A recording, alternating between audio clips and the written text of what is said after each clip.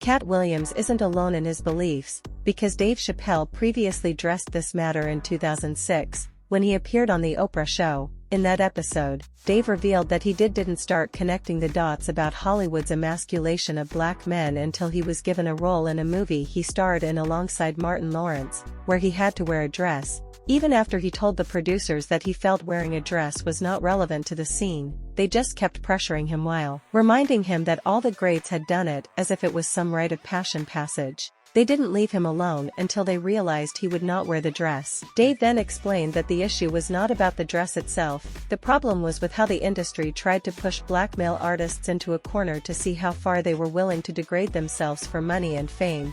That's why, according to Dave, he once turned down a $50 million deal from Comedy Central, because he knew he could accept that money without giving up a certain part of himself. He also talked about how these big media companies were offering him money to write sketches that made people laugh at him, not with him, like if he didn't do something to humiliate himself, he wouldn't be allowed to get rich and famous.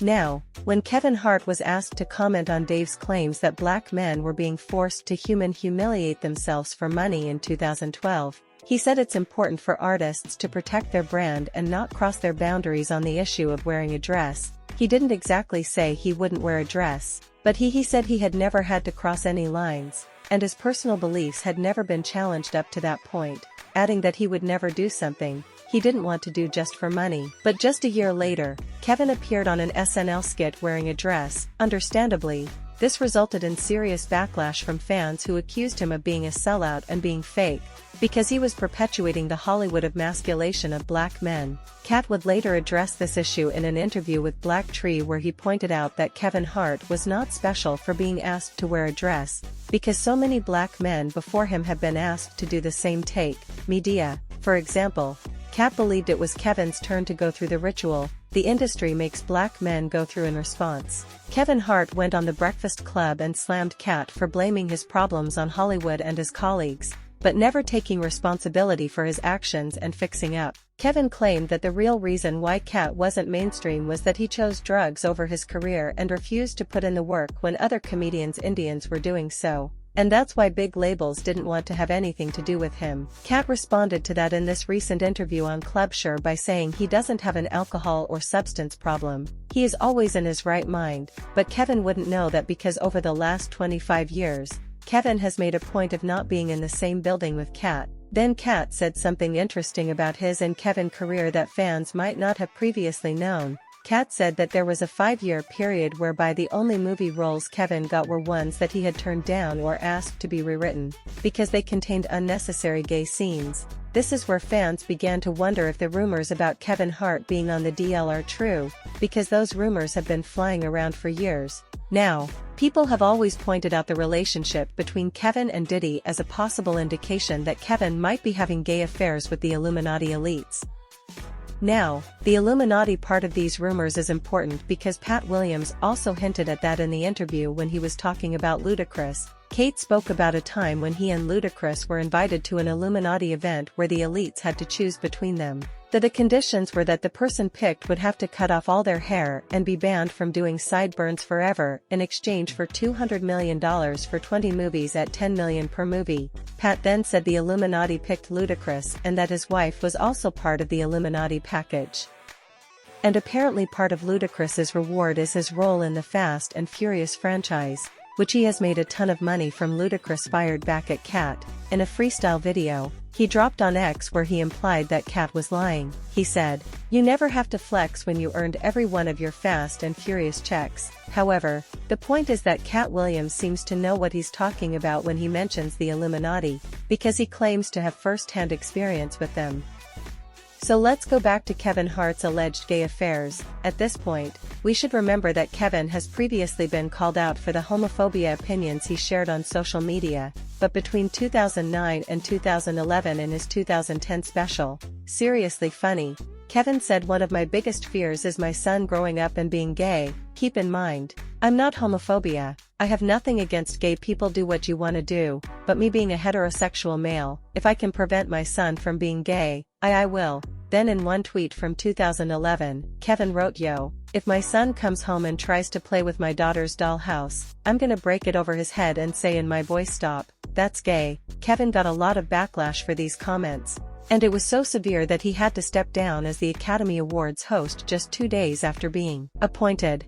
So fans were surprised when in December last year, Kevin Hart started trending after his former assistant Maisha Shakes did an interview with Tasha K, where she revealed that Kevin was alleged involved in a secret affair with Diddy. Maisha, who worked for Kevin between August 2017 and October 2020, claimed that she had secret information on Kevin's clandestine affairs, including an alleged office romance and a gambling addiction. During the interview, one of the names that popped up was sports nutritionist Connor Morgan, who Maisha claimed was one of the people Kevin had been involved with. Maisha then went on to share receipts of Kevin's alleged affairs with other women and his buddy Diddy with Tasha. In response, Kevin Hart filed a lawsuit against Maisha and Tasha K for defamation of character. The lawsuit also accused Maisha of intentionally violating the NDA she signed when she worked with Kevin. As far as we know, Kevin's alleged relationship with Diddy may be a rumor from a disgruntled ex-employee, but it is something to think about while we piece together all the other things Katt Williams said about Kevin. Later in the interview, Katt called Kevin an industry gatekeeper, saying he got in by doing favors for other gatekeepers. Now he is opening the gate for people like Tiffany Haddish. For context, Katt has always had beef with Tiffany because he considers her untalented and a sellout who has to perform for white people to keep her spot in the industry. Kevin Hart fired back at Katt in a post on X where he dismissed Katt as angry. While plugging his upcoming movie, Kevin wrote, "Gotta get that anger about your champ, it's honestly sad. In the meantime, please enjoy my movie trailers. For my next film Lift, which will be dropping on Netflix in 8 days, there is a moment in the trailer where Google Batha Raw says, 'They really love you.' I now know she's talking about Katt. Mark your calendars, world, this one is special spank." Horton also dragged Katt for being an attention seeker, saying he comes back every 3 to 5 years to talk about the same thing. So instead of telling the truth, you want to lie about the movies that hit your desk. First, LOL, what homosexual role did Kev do in them? 5 movies? You couldn't leave the country to do Full Gold in Australia, so the role got passed to Kev. But if that interview is anything to go by, Katt will not give up on his mission to call out the liars in the industry anytime soon. When Shannon asked Katt if he wasn't afraid of being blackballed again for calling out these powerful people in the industry, Katt was almost amused. The statement, "Blackballed again? These are some power people." What do you mean again? These people are not powerful. Satan can't create anything. That includes blessings for his people. That's why, you know what the number one job of somebody that sold their soul in Hollywood is? What? Is to act like it didn't happen. They all do the same job. Why do you think Gary Owen can't cross over and he already white and been in comedy for 25 years? If what I say ain't the case. It's a cabal. It's a consortium. They rock with who they rock with and they don't with who they don't. But I'm not scared of being the competition any more than you were when you lined up across from a superior team. Yeah, on paper, they're a better team. Right. They have all the assets and resources and we don't. But let us get on the line, boy, and see if that factors in. I guarantee you it won't. He said that these so-called powerful guys were only powerful on paper, because when people sell their souls in Hollywood, their first job is to act like it didn't happen, otherwise, they wouldn't get all the things they were promised in the first place. Katt added that he wasn't scared of any of them, because they might have all the better assets on paper, but if they were to go on the line, Katt was confident he would come out on top. Now, Katt wasn't just bluffing when he said this, and you'll see why in a second. The reason why Katt has so much confidence to speak out about industry elites is that according to him, he has not sacrificed any of his values to get ahead. And there you have it, folks. Katt Williams boldly shedding light on the murky secrets of Hollywood. From Dave Chappelle's revelations to Kevin Hart's alleged controversies, the entertainment industry's shadows are deeper than we might have thought.